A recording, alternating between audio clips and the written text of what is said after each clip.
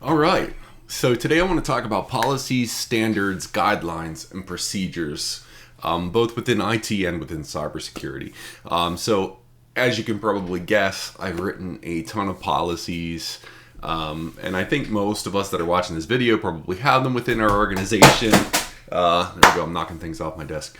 Uh, and if we don't have them within our organization, you might be one of my students that's watching the video now. But policies, they explain all of our requirements and they really act as a foundation for our IT and cybersecurity programs.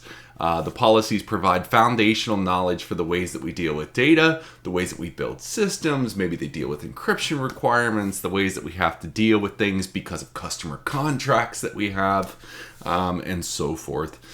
Sometimes different stakeholders are assigned for different policies when we're training on those things. For instance, do we really need to have somebody on the factory floor read a policy on secure administration of IT systems? Probably not.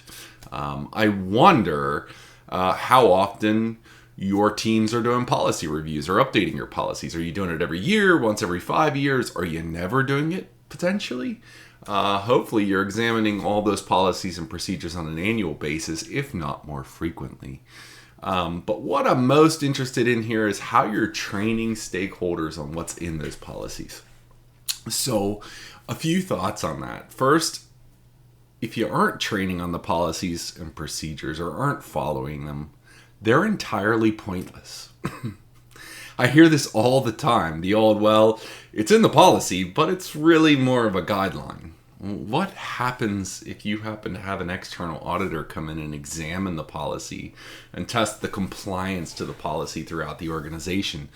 I'm seeing more and more requests from external parties as part of contracts to come in and independently assess IT and information security practices. So something to keep in mind, it should never be a useless piece of paper, and there really could be consequences if it is. But let's talk about training on the policies. Is it for you sort of a checkbox where your community has to read the policy, sign it, and place it in an HR file and call it a day? If so, are your stakeholders really retaining any of that information? This is the case, I think, at a lot of organizations.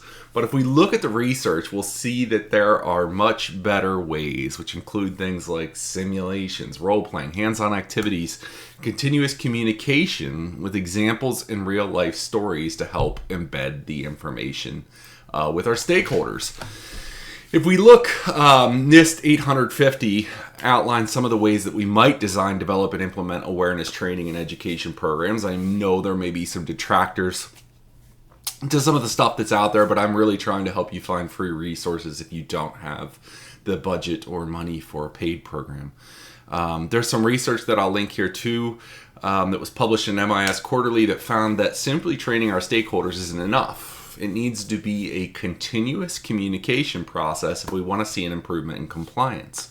And then I'm also going to include some research here from Princeton University that ties a lot of this together with their cybersecurity culture, a term that we can talk about at a later time, and whether or not you agree with the use of that term. I think it's overused, overplayed, but we'll deal with that another time.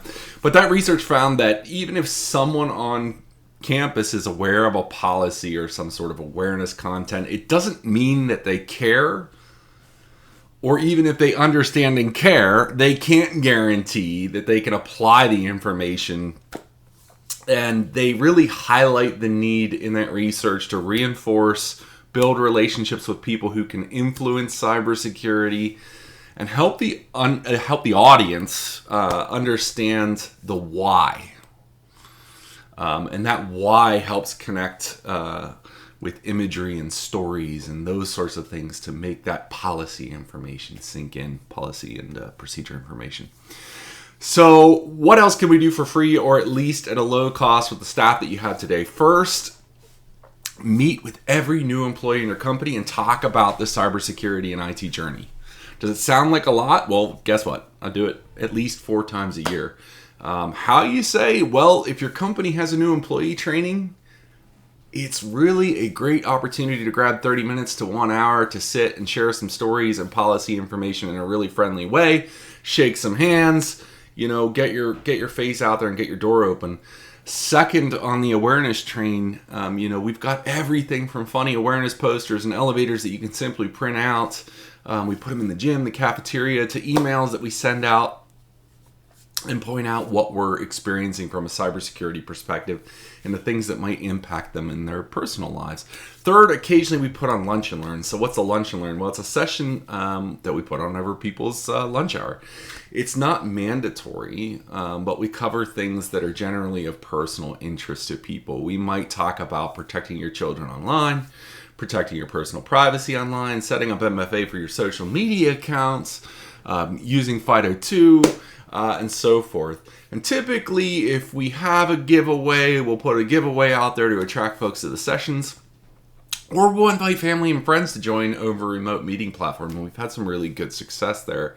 I also have to note that, of course, we do the paid awareness things, but I just wanted to give you some examples of things that are little to no cost. I think that's why a lot of people watch, is for things that they can do without paying.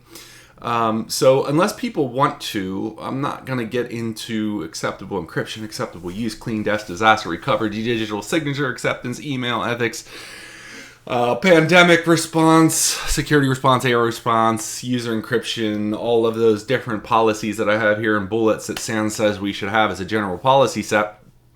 But if you want me to, I will. Let me know in the comments. Thanks for watching.